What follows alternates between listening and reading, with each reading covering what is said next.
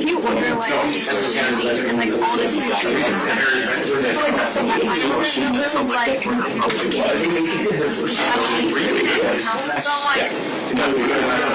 personal issue. Wagyu like tacos, they're like little mini ones. They have the prices on it. I don't think they do.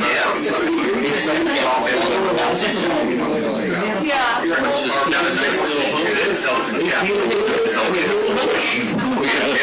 It's a celebrity batch in Malibu. That's the one.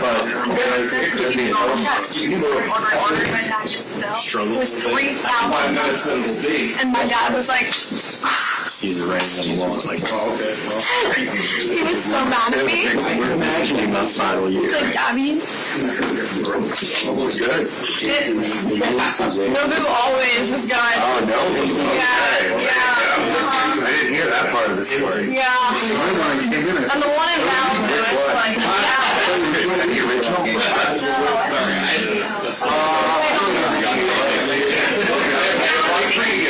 probably New York. Exactly. I think that's really good. All that's great, but it's a come around. Is it? I don't know.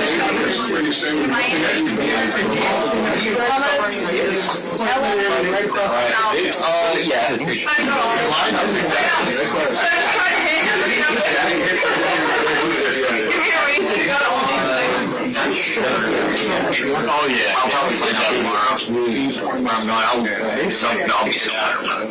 I've been to the LA. Yeah. The only 2 hours. You have to go to the Malibu one. Oh yeah. Right on the water. You got to put like 80 points on the game to win a game. You know, and there was a time in the back. Oh yeah, the back was like ESGCL. Well, so it was like. Oh yes, I've seen that before. Go through it. Yeah. Oh yeah. No, I know it's 65 to 58.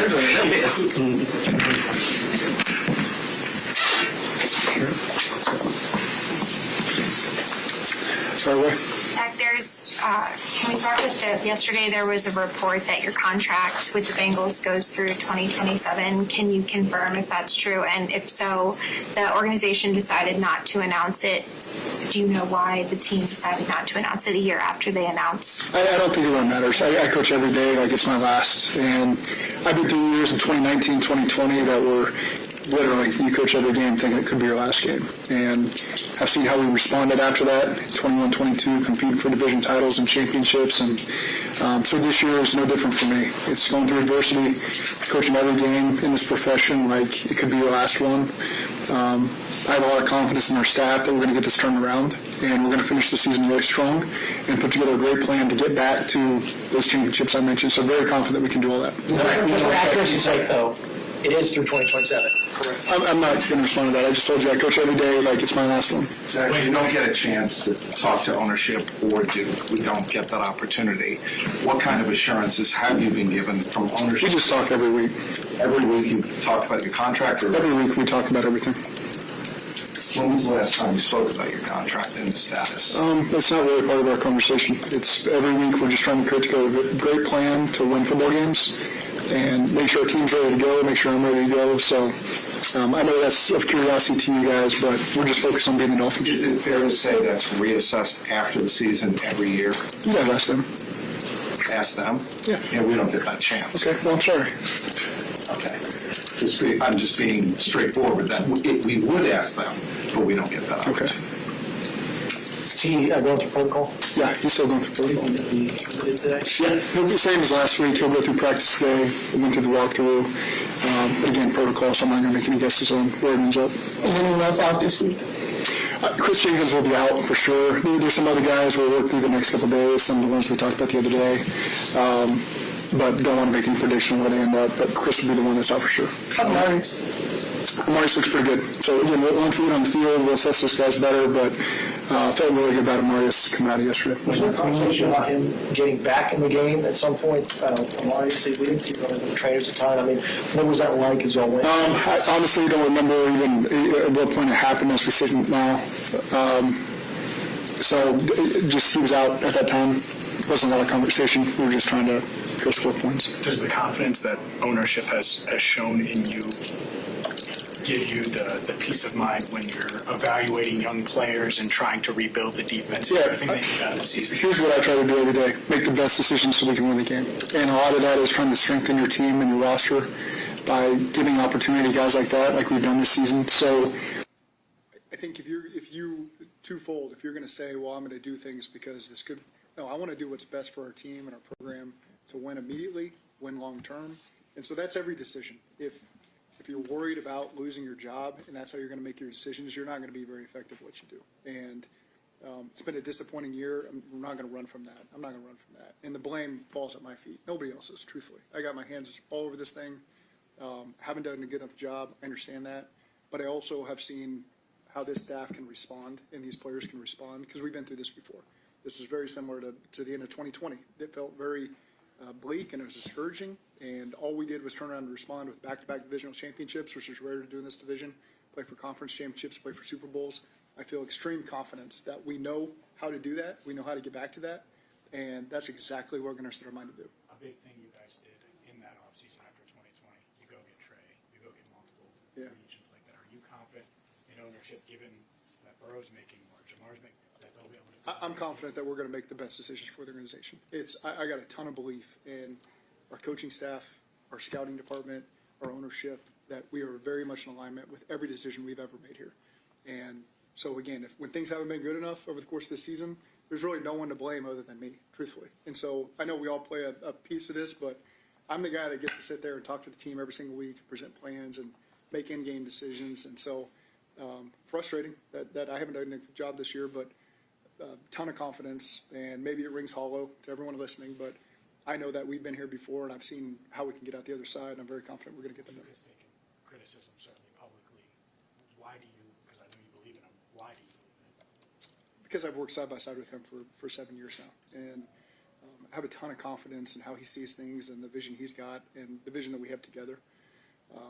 Our scouting staff does a great job, and it's rare that you get a chance to have like a really personal relationship with them and see them and be on the same page and communicate the way that we do.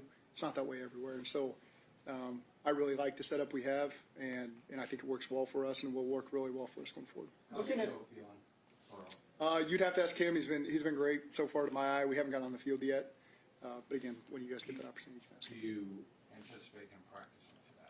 Joe Burrow? Yeah. Yes, I do. Because he had a very minor limp to the locker room on Monday, and I didn't know if that was nothing, or if you're monitoring that closely, especially now with the team out. Looking at the roster, it's a very high percentage of guys who have never played in the playoffs here before. Yeah. How have you had to adjust the way you present, the things you teach, considering that so many guys just don't know what that's like? Yeah, a lot of it is we've got a rhythm that we think serves us well. We're never afraid to modify anything over the course of a week. We do that. You do lean on the coaching staff who's been in those games you mentioned. We got a lot of players on our team that have been in those games. And then again, we feel like we've accumulated a lot of guys that have won, whether it just be at the college level, if they're new to our team.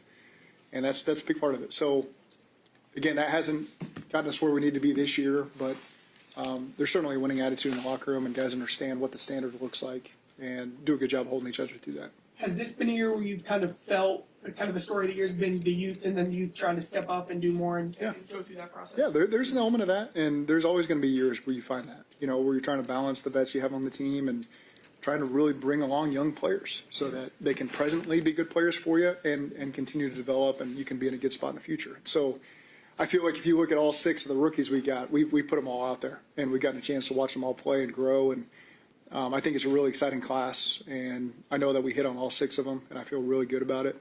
And so we'll just keep building. When a team's out of playoff contention, usually goes to maybe developing younger players and focusing on that instead of maybe what the results are. Why is that maybe not a consideration for y'all? We've played all 6 of our rookies, so.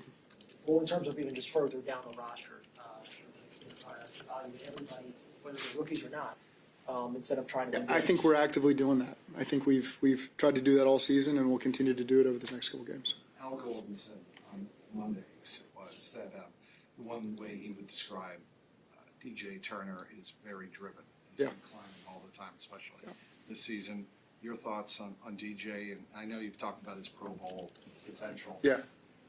What are your thoughts on why he's done so well? Well, I think, again, he's in his third year. So he's had a chance to learn from 2 years of experience of the ups and downs that you deal with in this profession. You deal with playing corner, and going against all the guys he's got to go against. And so I've often mentioned the conversation he and I had in training camp, coming out of training camp, and he was coming off of an injury before week 1. And his response was just consistent with all the work that he's really put in over the summer. And so now there's just this extreme consistency there. He's got a confidence that comes with that. You can see when a guy has earned the confidence. There's a lot of guys that can walk around with arrogance or brashness because they're talented, but the work ethic doesn't necessarily match the talent that they have. DJ is a guy whose confidence stems from the work he's put in. And so we've all seen it as players and coaches. And so to see him go out there and play with the consistency he has, it makes you really proud of him, because a guy who's just, all right, I'm facing a little bit of adversity. I'm not starting week 1. I was just told I'm not starting. I think I should be.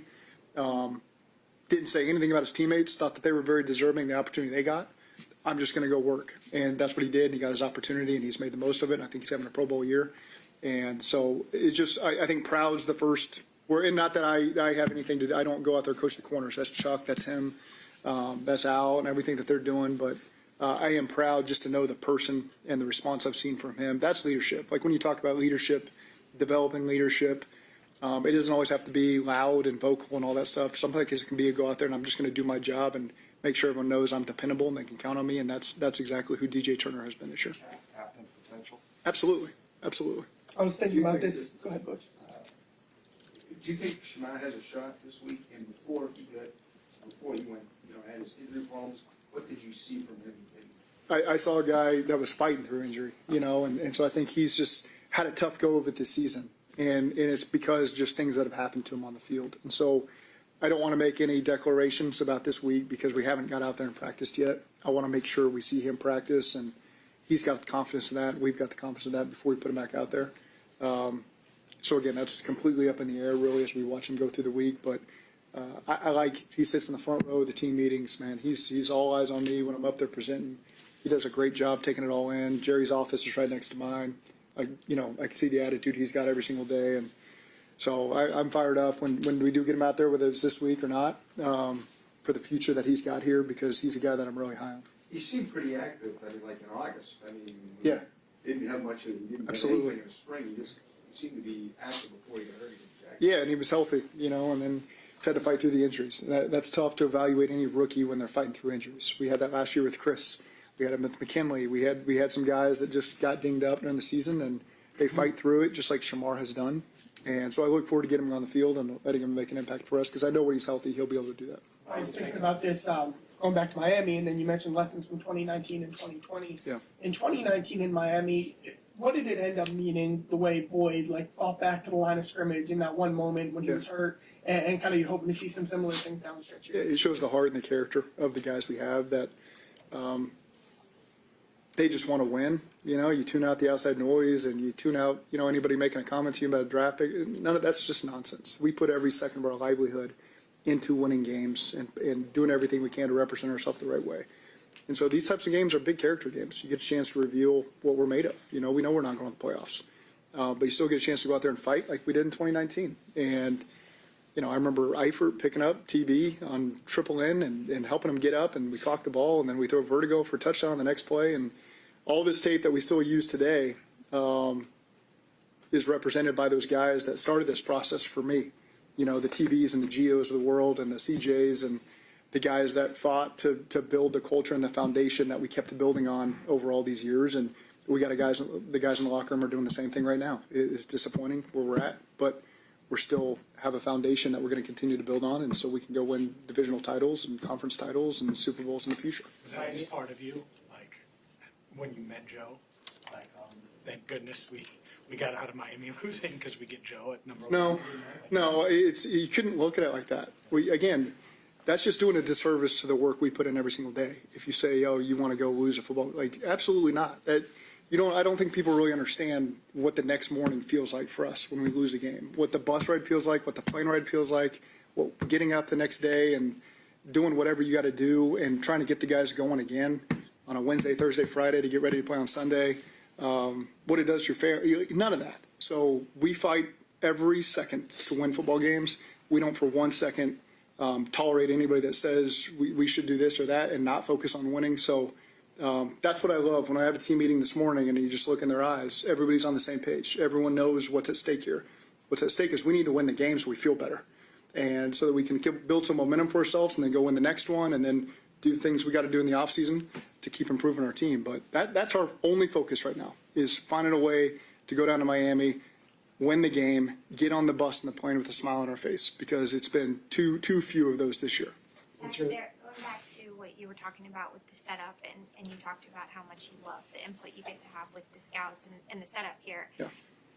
How willing is the organization, and I'll ask this to you too, but since you're a big part of the draft process, is to look at, you guys had a lot of success that you've talked about with that 21 and 22 seasons, but the last couple of seasons with them all ending in losing seasons, how willing is everybody to look at the process and maybe make tweaks and changes to it if needed? Yeah, I think for a lot of the reasons, everything was praised in 21 and 22. And then you have down years, and it's, okay, you need to change everything. Well, where were those comments when we were doing it very similarly and we were having great years? So for us, everybody is always open to evolving. I can't speak for everybody, but I know just from dealing with everybody in this building, everyone wants to win and do everything it takes to win.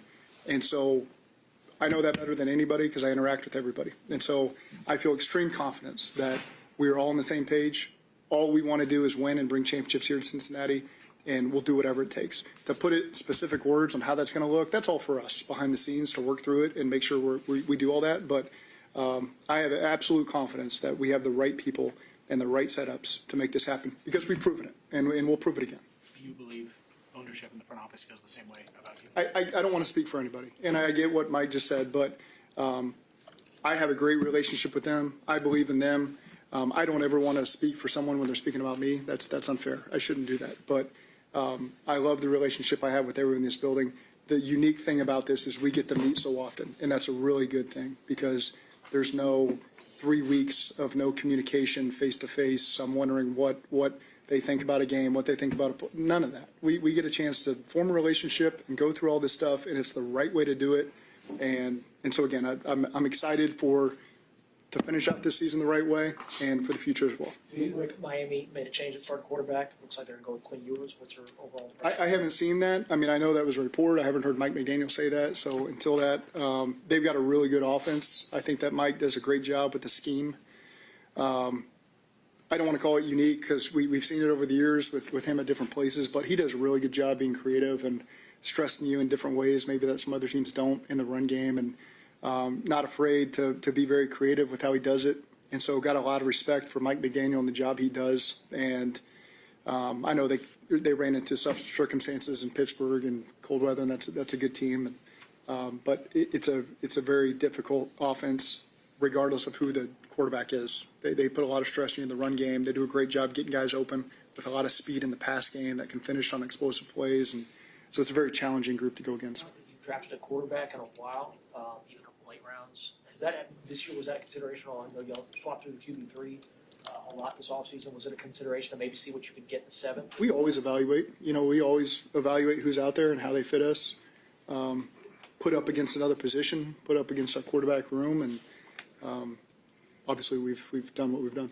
Zach, I know you're focused obviously just on winning the game in front of you, but with 3 games left, what do you want to see out of guys that are, maybe outside of the core guys that you have, that when you and Duke go at the end of the season, start evaluating and figure out what you need to do for 2026, what can guys show in these last 3 games to show that they should be part of what you guys, part of the plan before you guys figure out what you need to add or improve on the team to get back to where you continue on the same trajectory a lot of these guys are on. I think with 80 player at the beginning of their career, guys that have gone on the field for us have truly, you can truthfully say, gotten better every single game. And so just continue on with that. And all the work that these guys have put in over the course of their careers, but really starting back in January of putting together a great offseason, all the work they put in the summer, training camp, going through the season, you don't stop now just because of the circumstances we're in. So I expect these guys to continue to give their best. I know they will. And to your question, what are young guys? You just want to see them continue on the same trajectory we've seen them on, especially these last couple weeks. All right, thank you. Thanks, Zach. Thanks, Zach.